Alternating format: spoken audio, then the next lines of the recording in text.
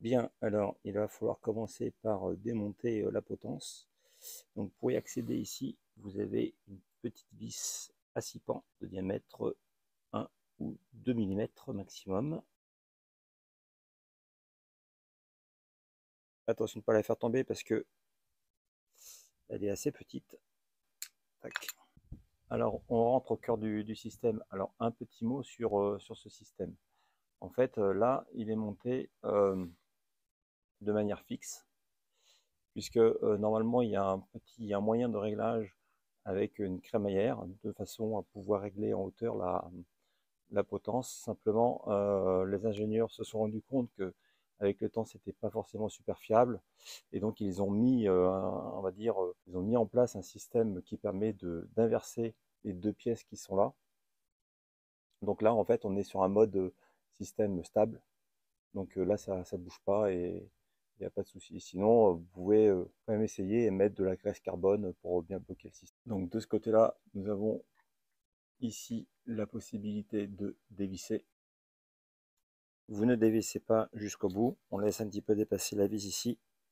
On va donner un tout petit coup de marteau. Pourquoi? Tout simplement pour extraire la pièce en aluminium qui est ici. Voilà, et on fait la même chose de l'autre côté. Si vous entretenez régulièrement votre vélo, le cintre va partir tout seul. Il est recommandé donc au remontage de mettre un petit peu de graisse carbone ici pour que ça coulisse bien.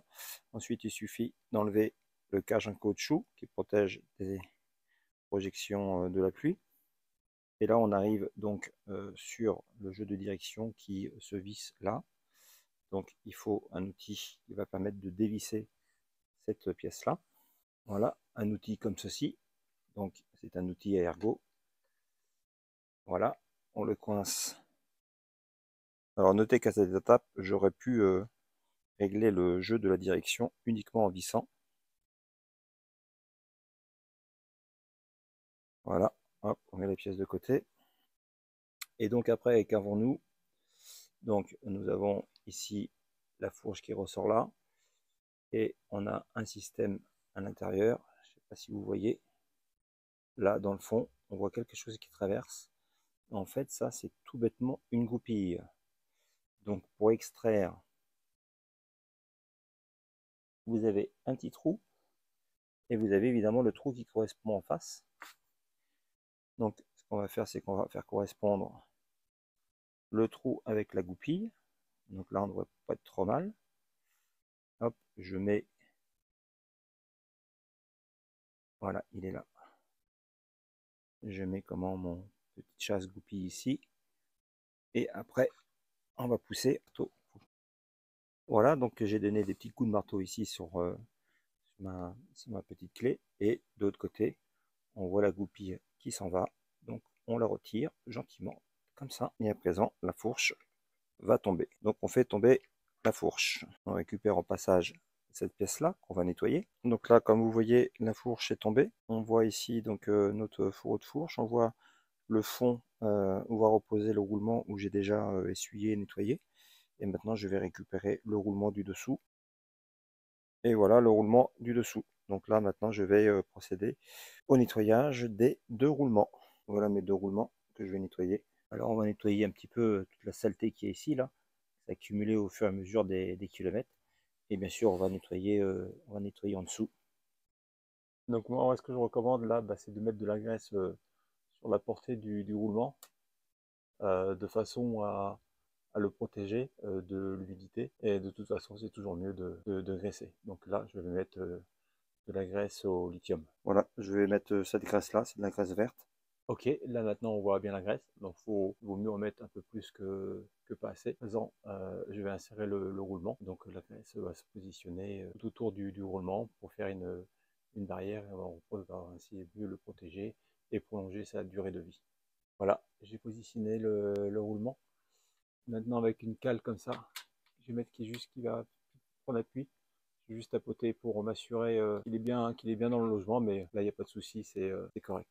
Avant de remonter la fourche, on va mettre de la graisse également ici, de manière à créer une étanchéité parfaite. Je crois que j'ai été assez généreux avec la graisse, mais bon, il vaut mieux en avoir plus que pas assez.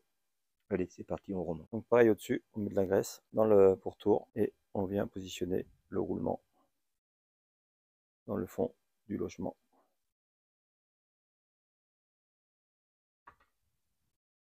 Remettre le système avec la goupille.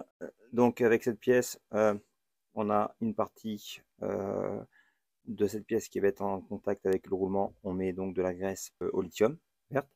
Et puis on a une autre partie de la pièce qui est en contact avec du carbone. Donc on va mettre de la graisse carbone pour faire les choses bien. Donc là maintenant on va reprendre notre petite goupille là. Et puis enfin notre chasse goupille on va dire, et on va pousser la goupille à l'intérieur du système. Et pour finir, si tu peux filmer juste au-dessus, ici, parce qu'en fait, il faut réinsérer la goupille de l'autre côté. Tu peux avoir le trou là, ici, à l'intérieur. Ce que je vais faire, tu vois, c'est pas facile.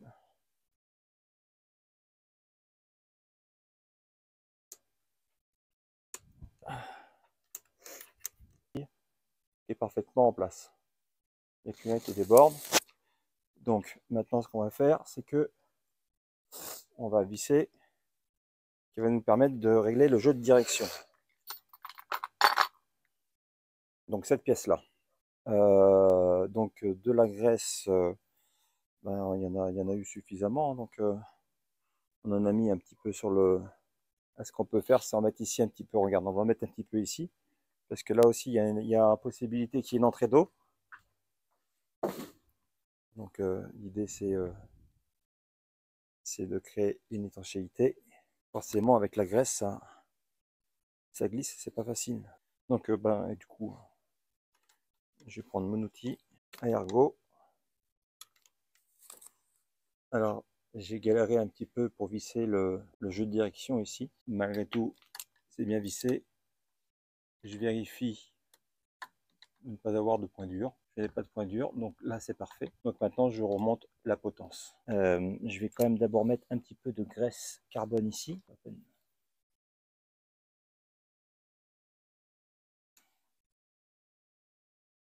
Voilà, on voit les petits trucs carrés, donc ça se montre comme ça. Donc voilà. Voilà. Il y a peut-être un sens, je sais pas trop s'il y a un sens pour ça.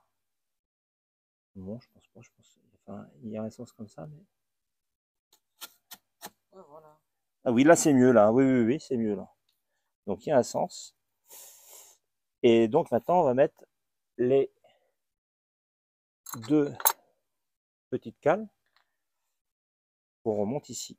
Donc là, le système il est monté fixe, comme ça, avec une cale d'un côté, une cale de l'autre, et la vis maintenant pour maintenir les deux. Donc la vis, elle se visse de ce côté-là, peu importe. Voilà, tu vois, on les voit qui rentrent là, tu vois, ici là. Donc il ne faut pas serrer trop fort, mais bon, il faut serrer quand même un petit peu. Et ici, là, hop, hop, cache en carbone.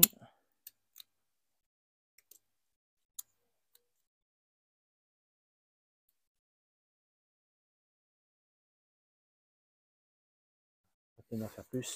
Et donc pour voir si notre jeu de direction il est bien remonté, on freine la roue avant fermement, et puis éventuellement même mieux, on met du poids là sur le vélo, voilà, et puis on bouge comme ça, et là là c'est parfait, on sent que c'est juste le pneu qui se déforme, donc j'ai plus de petits tac-tac à ce niveau là, ni à ce niveau là, donc mon jeu de direction est à présent corrigé. Et voilà, le jeu de direction est à présent réglé, et on a quelque chose qui est reparti pour faire de nombreux kilomètres. La seule chose qui reste à terminer, c'est d'essuyer un petit peu tout l'excédent de graisse que vous avez qui déborde un petit peu, parce que sinon votre vélo va se salir à cet endroit-là.